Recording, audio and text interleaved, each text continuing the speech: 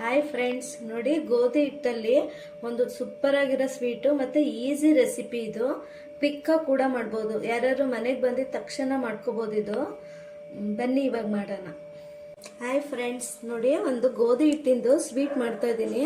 ತುಂಬಾ ಚೆನ್ನಾಗಿರುತ್ತೆ, ಮಕ್ಕಳಿಗಂತೂ ತುಂಬಾ ಇಷ್ಟ ಆಗುತ್ತೆ. 1 ಕಪ್ ಗೋಧಿ ಹಿಟ್ಟು ತಗೊಂಡಿದ್ದೀನಿ. ಒಣ ಕೊಬ್ಬರಿ, ಬೆಲ್ಲ ಮತ್ತೆ ಕಡಲೆ, ಉರಿಗಡಲೆ 1 ಕಪ್ಪು, ಮತ್ತೆ ಸ್ವಲ್ಪ ಗೋಡಂಬಿ, ಏಲಕ್ಕಿ, ಸ್ವಲ್ಪ ಅರಿಶಿನ ಪೌಡರು, ಸ್ವಲ್ಪ ಉಪ್ಪು. ನೋಡಿ ಒಂದು ಬೌಲ್ ತೊಗೊಂಡಿದ್ದೀನಿ.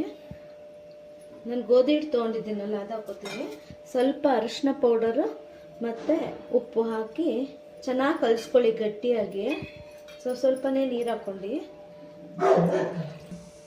ನೋಡಿ ಚೆನ್ನಾಗಿ ಚಪಾತಿ ಹಿಟ್ಟು ಥರನೇ ಕಲಿಸ್ಕೊಳ್ಳಿ. ನೋಡಿ ಈ ಥರ ತುಂಬ ಗಟ್ಟಿಗೂ ಬೇಡ, ತುಂಬ ಸಾಫ್ಟಾಗೂ ಬೇಡ, ಮೀಡಿಯಮ್. ನೀವು ಚಪಾತಿ ಹೇಗೆ ಕಲಿಸ್ಕೊತೀರೋ ಹಾಗೆ.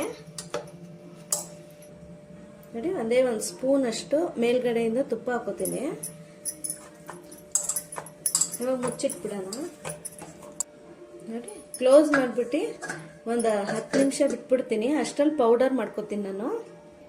ನೋಡಿ ಒಂದು ಜಾರಲ್ಲಿ ಗೋಡಂಬಿ ಮತ್ತು ಏಲಕ್ಕಿ ಹಾಕೊಂಡಿದ್ದೀನಿ. 1 ಕಪ್ಪಷ್ಟು ಕಡಲೆ, ಒಣ ಕೊಬ್ಬರಿ ಮತ್ತು ಸ್ವಲ್ಪ ಅದೇ ಮೆಜರ್ಮೆಂಟಲ್ಲಿ ಬೆಲ್ಲ ತೊಗೊಂಡಿದ್ದೀನಿ ನಾನು.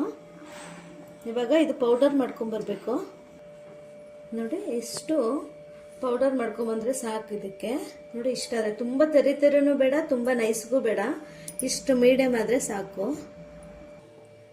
ನೋಡಿ ಇನ್ನೂ ಒಂದು ಅರ್ಧ ಕಪ್ಪು ಬೆಲ್ಲ ತೊಗೊಂಡೆ, ಕರಗಿಸ್ಬೇಕು. ಸ್ವಲ್ಪ ನೀರು ಹಾಕೋತೀನಿ. ನೋಡಿ ಇವಾಗ ಕರ್ಗಕ್ಕೆ ಬಿಡ್ತೀನಿ. ಇದು ಚೆನ್ನಾಗಿ ಕುದೀಲಿ ಸ್ವಲ್ಪ ಹೊತ್ತು. ನೋಡಿ ಆ ಬೆಲ್ಲ ಕುದಿಯೋ ಅಷ್ಟರಲ್ಲಿ ಇವಾಗ ಪೂರಿ ಥರ ಮಾಡ್ಕೊತೀನಿ ನಾನು. ಚಿಕ್ಕ ಚಿಕ್ಕ ಉಂಡೆ ತೊಗೊಳ್ಳಿ, ನಿಮಗೆ ಯಾವ ಸೈಜ್ ಬೇಕೋ ಆ ಸೈಜ್. ನಾನು ಇಷ್ಟು ದಪ್ಪ ತೊಗೊಂಡಿದ್ದೀನಿ. ಈಗೆಲ್ಲನೂ ಹೀಗೆ ಮಾಡ್ಕೊಳ್ಳಿ. ನೋಡಿ 1 ಕಪ್ಪಲ್ಲಿ ನಿಮಗೆ 14 ಆಗುತ್ತೆ. ಚಿಕ್ಕ ಚಿಕ್ಕದು ನಾನು ಪೂರಿ ಸೈಜಲ್ಲಿ ಮಾಡ್ಕೊತೀನಿ. ಇವಾಗ ಲಟ್ಟಿಸ್ಕೊಳ್ಳೋಣ. ನೋಡಿ ಈಗ ನೋಡಿ ಲಟ್ಟಿಸ್ಕೊತೀನಿ.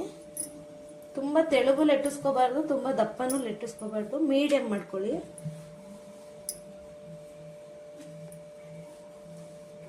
ಸಾಕು ಇಷ್ಟು ಮಾಡಿದ್ರೆ. ನೋಡಿ ಇದ್ರಕ್ಕಿಂತ ಸ್ವಲ್ಪ ದೊಡ್ಡದು ಬೇಕಾದ್ರೂ ನೀವು ಮಾಡ್ಕೋಬೋದು. ನಾನು ಮೀಡಿಯಮ್ ಸೈಜ್ ಮಾಡ್ಕೊಂಡಿದ್ದೀನಿ.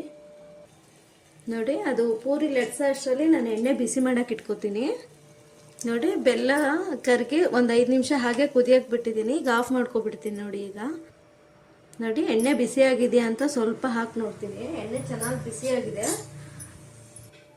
ನೋಡಿ ಒಂದೊಂದೇ ಬಿಡ್ತೀನಿ. ನೀವು ಫ್ರೈ ಮಾಡ್ಕೊಳ್ಳುವಾಗ ಮಾತ್ರ ಹೈ ಇಟ್ಕೋಬೇಕು. ಸ್ಲೋ ಇಟ್ಕೊಂಡ್ರೆ ನಿಮಗೆ ಗಟ್ಟಿ ಆಗಿಬಿಡುತ್ತೆ. ನೋಡಿ ಚೆನ್ನಾಗಿ ಉಬ್ಬಿದೆ. ನೋಡಿ ಉಬ್ಬೋದೇನು ಬೇಡ, ಇದು ಹಿಂಗೆ ಪ್ರೆಸ್ ಮಾಡ್ಕೊಳ್ಳಿ ಚೆನ್ನಾಗಿ.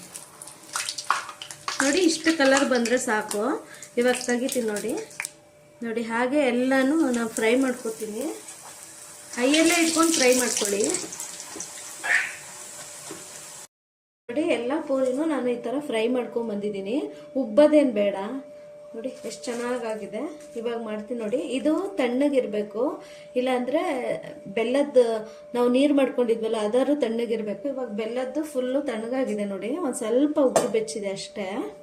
ಇವಾಗ ಮಾಡೋಣ ಬನ್ನಿ. ಹೇಗೆ ನೋಡಿ ಒಂದೊಂದು ಪೂರಿ ಇದೆ. ನೋಡಿ ಈ ಪಾಕದಲ್ಲಿ ಹಾಕ್ತೀನಿ.